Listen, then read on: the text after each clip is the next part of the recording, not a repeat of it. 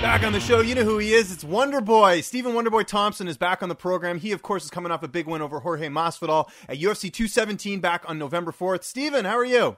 Doing great, man. Enjoying the holidays, man. Enjoying the holidays. I bet. I know you were on vacation somewhere. Where did you end up going?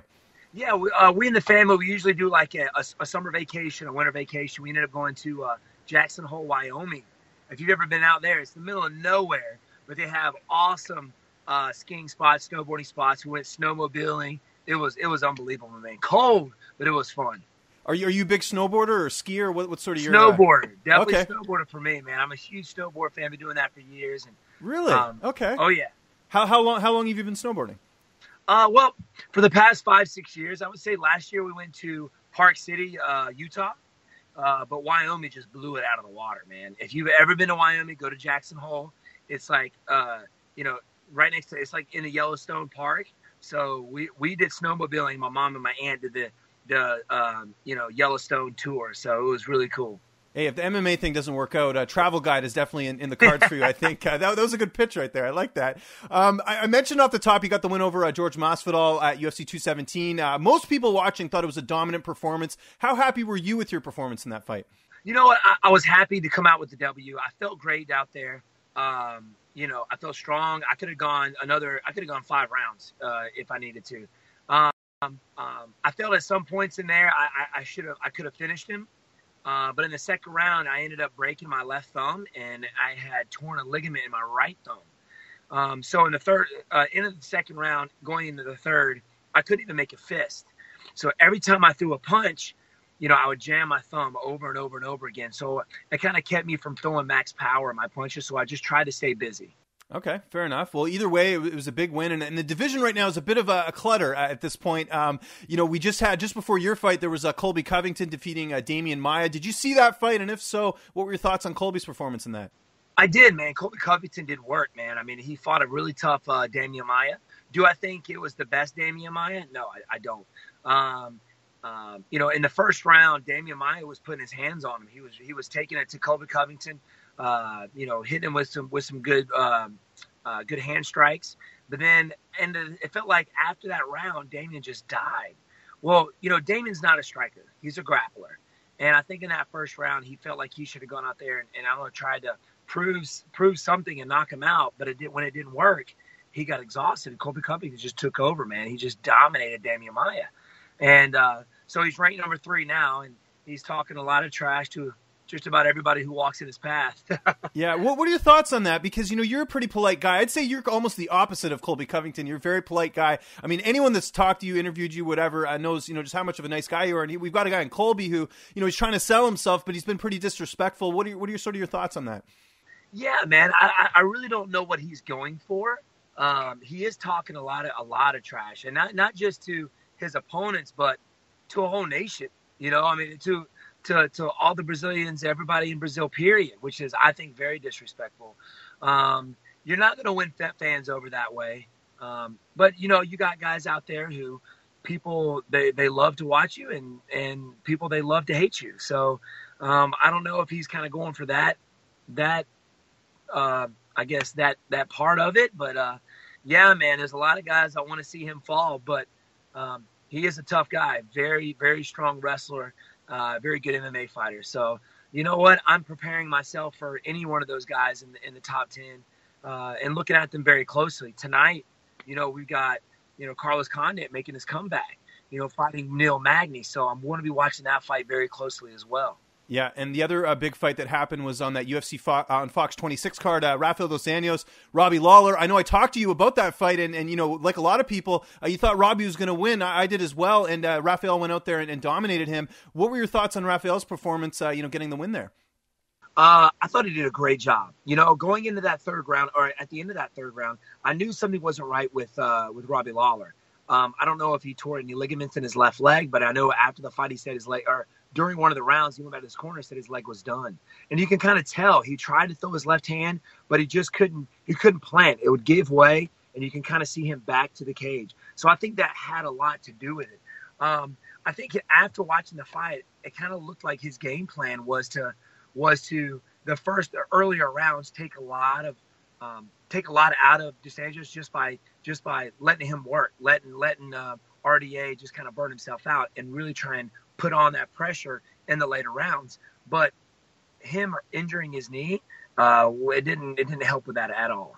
It prevented him from doing that. So he's a tough guy. Oh my gosh. Take some of the shots that he took. Not only that, but his right leg was beat up. He took a lot of low leg kicks, and then his left leg goes out. So he's barely standing still, just in RDA's face, just taking shots. RDA, I felt, of course, trying to hard to take your own advice here, but something I should have done in the last Tyron fight. But when you see somebody injured like that, I figured that RDA would have gone out there and tried to go for the knockout. But it looked like he just tried to stay busy just to kind of win the fight, So I was a little disappointed in that, but all in all, RDA did a very good job. And I talked about the division kind of being wide open right now. No one really knows who's going to get the next title shot. Now, assuming it isn't you, because I know you've had 2 cracks at it now. What's sort of next for you? Do you sort of have a plan of who you want to fight? Because there's a lot of interesting matchups out there. The only bad thing is, you're at the top of the rankings, and anyone that you'd fight would sort of be below that. Yeah, that is true. I'm kind of in a very hard spot right now. I went through Murder's Road to get where I'm at. Fighting Ellenberger, Rory McDonald, Johnny Hendricks, and Robert Whitaker to get where I'm at, and I'm ranked number 1. Anybody in that top 5 would be awesome. I know Darren Till's been calling me out like crazy. What are your thoughts on that matchup? Because Till did look pretty good against Cowboy Cerrone, but maybe he doesn't have the wins to earn a matchup with you. I don't know. What are your thoughts on that matchup? Well, to me, he's had one guy that he's fought in the division that pretty much has a name, which is Cerrone. But the 2 fights that he had before that, Cerrone got knocked out, and he lost to a decision by Lawler. He was on a 2-week 2-fight losing streak before he fought Darren Till. So it's like come on. I know he's a very exciting fighter. Everybody from Europe wants me to fight him. I'm getting a lot of guys, fight Darren Till, like everybody in London because they got the fight there. But it just doesn't make sense really for that to happen. Anybody in the top 5, if it's Colby Covington. Who's ranked number 4 right now? I'm not really sure. Is it? I don't know. I believe it's Lawler now. Or sorry, yeah, I think Lawler. Even though he lost, I think he's still at the number 4 spot. But I imagine that's not a fight you'd want because he's coming off a loss, right? Yeah, well, anybody in the top 5, I know I'm not going to get that next title shot yet. I know RDA is going to get it. I really wanted to fight him before that. After beating Johnny Hendricks, I still had to beat the number 1 guy. I wanted to be that top guy before I wanted to step out there and fight for the title. I'm still ranked number 1. So, if that fight does happen, I'm going to try and get it. Not really sure how long. I know Tyron said he's going to try and fight at the beginning of 2018, but we'll see. I'm not really sure. Well, he just had surgery, so I don't know if he's going to fight that early. Is that what you're hearing? Yeah, that's what I'm hearing. Yeah, so I'm hearing that he had surgery. So not really sure how long he's going to be out. So, is RDA going to want to wait that long? Is he want to get another fight in? Is he going to want to try and solidify that number 1 spot? If so, I'm here, baby. Let's do it, But yeah, from the looks of it, it looks like RDA will get that next title shot, but I'm not giving up on it. I'm still going to try and make some noise and try and make that fight happen. Robbie Lawler would be awesome. Like I've told you before, I've always wanted to fight Robbie. I've been a huge fan of him for years. And, watching him in the days to Strike Force and just knocking dudes out. I think it would be an awesome fight. I think it would be a fight that the fans want to see. I think it would be very exciting. But, I'm not really sure how long he's going to be out from his knee injury. He's been staying fairly quiet about it, to be honest with you. I'm not really sure exactly what happened or if he's even talked about it. But if you watch the fight, you can definitely tell there was a knee thing going on. So we'll see, man. We'll see.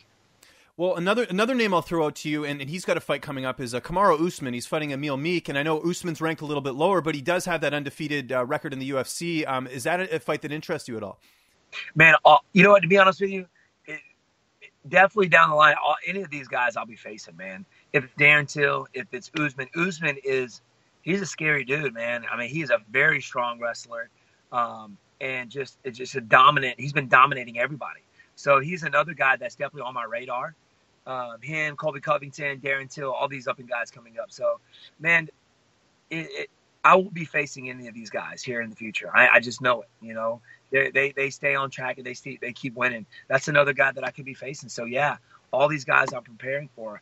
I'm working on my wrestling every day, my jiu-jitsu every day. Even though you don't see it, I'm constantly working on it. Everybody knows I'm a striker. I'm going to try and keep that fight standing. And plus, that's what the fans want to see, I believe. It's more exciting that way. And, you know, a lot of these guys that are wrestlers and, you know, to the untrained eye, for somebody who's never fought or watched MMA, it's boring for them. But they know what getting punched in the face means. You know what I mean? So, and I think with those crazy knockouts, it shoots you to the top a little bit faster.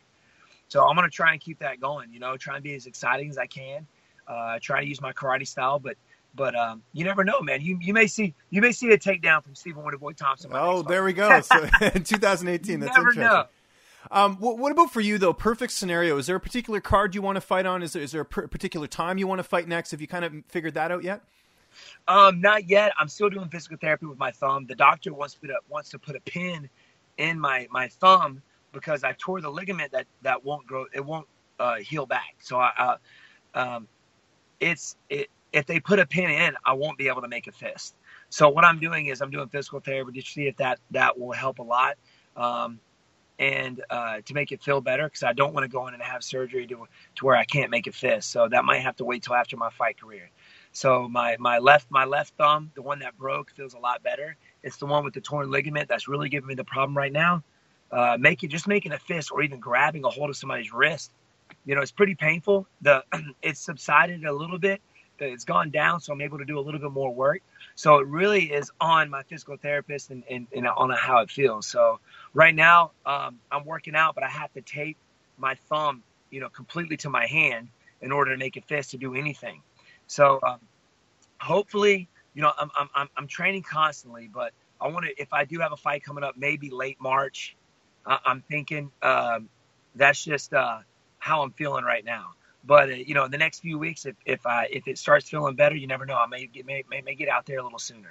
Last question on this interview, something a little bit different I wanted to ask you. We've never really talked about it. Would you ever see yourself going into pro wrestling after your MMA career is over? Because you've got kind of an interesting style. I think it would be something interesting.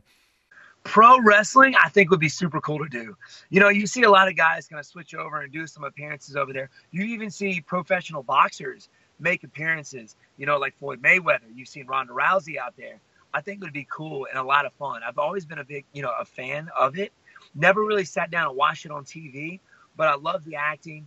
I love the athleticism that some of these big guys have. So I've been a fairly big fan of those guys, and I think it'd be really cool to do it. Yeah, heck yeah, man. I would try it, you know? Yeah, because you'd be like a perfect baby face is what they call, you know, like the nice guy. Like you'd sort of fit that mold. You could be like an all-American guy or something like that. I don't know. I think you got the gimmick already kind of made up.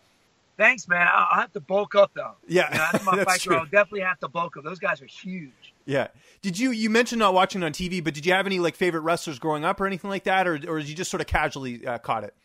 You know what? I just kind of gradually just watched it every now and then. You know, my nieces and nephews were really big fans, so you know, sat down and watched it with them every now and then, and I just loved the fact that, you know, everybody gets into it, even though you know it's a planned out scenario, planned out fight. It's those guys are, I mean, some of the best actors in the world has come from WWE. The Rock, for instance, you know, and you know, those guys are awesome actors, awesome athletes, and I've just been a big fan of just that aspect in general.